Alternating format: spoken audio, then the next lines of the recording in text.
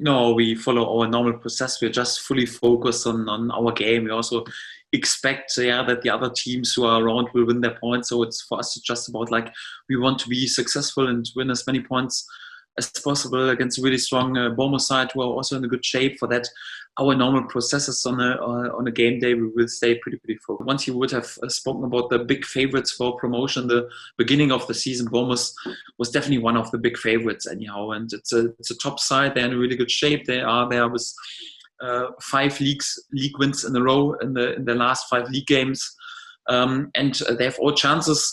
Yeah, they can't win the title anymore, but it's still possible to achieve position 2. Will be also difficult, but they want to finish on top 6 and want to finish also as high as possible. And it's a pretty experienced side, and for me also still a top class side. So they start more or less each and every game on championship level with a squad who has more or less more than 1,000 appearances on Premier League level in their starting lineup.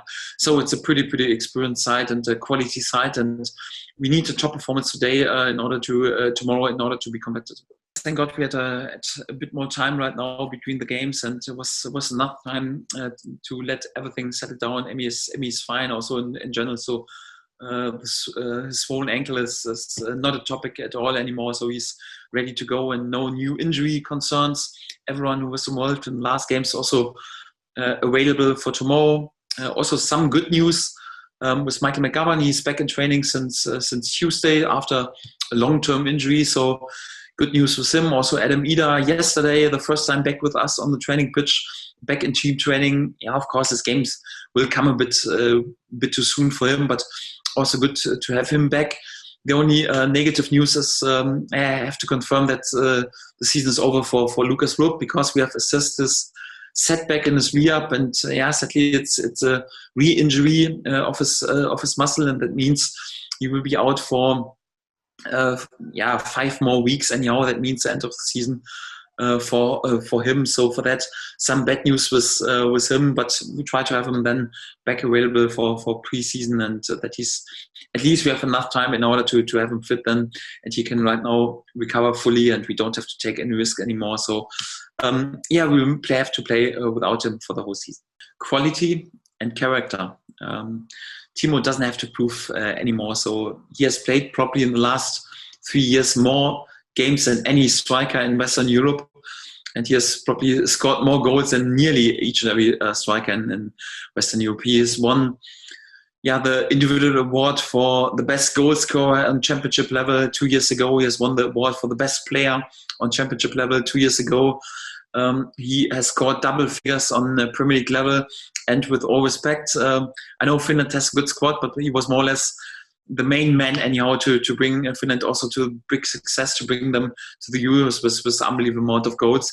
And then after the disappointment of relegation, he has also lead us not just with his goals and assists, but also with his quality and his performance to another great success so far. And this is just possible with when you're a top quality player, but also when you're a top class character. And this is what Timo delivers. He's always humble, always grounded with both feet on the ground. Works unbelievable hard.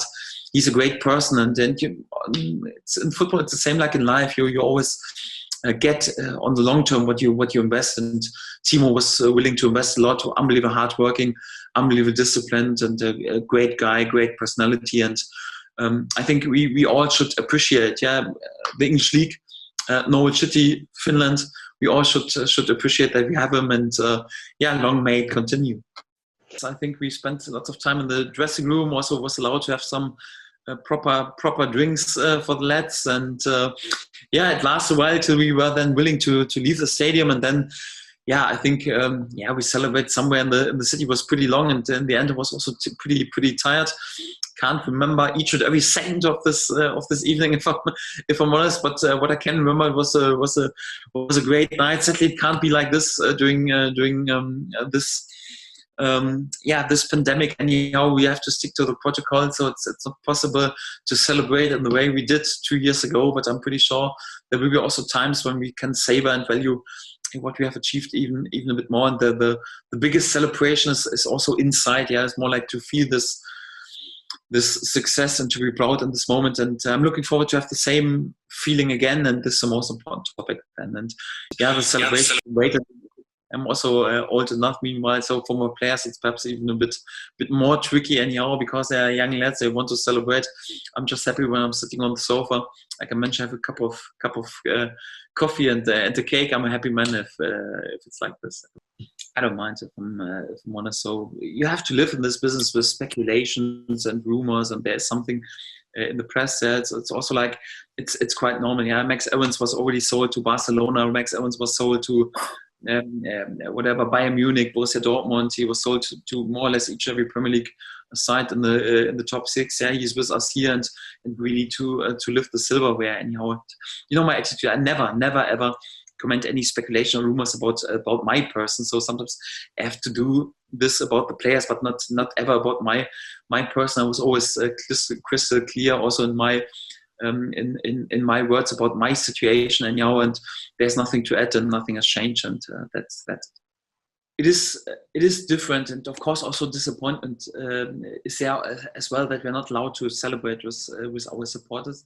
But I also got the feeling, so it doesn't take anything away from this success, so it makes it perhaps even a bit more valuable, because I think also can't be that selfish, just think about our success and how important it is for the club, and also from the financial point of view or something like this, but also about that also our community and all the people went through such a difficult period with this pandemic. And there are many worries about the future, about the financial future with the families, about the jobs and something like this, about the health, and really difficult time.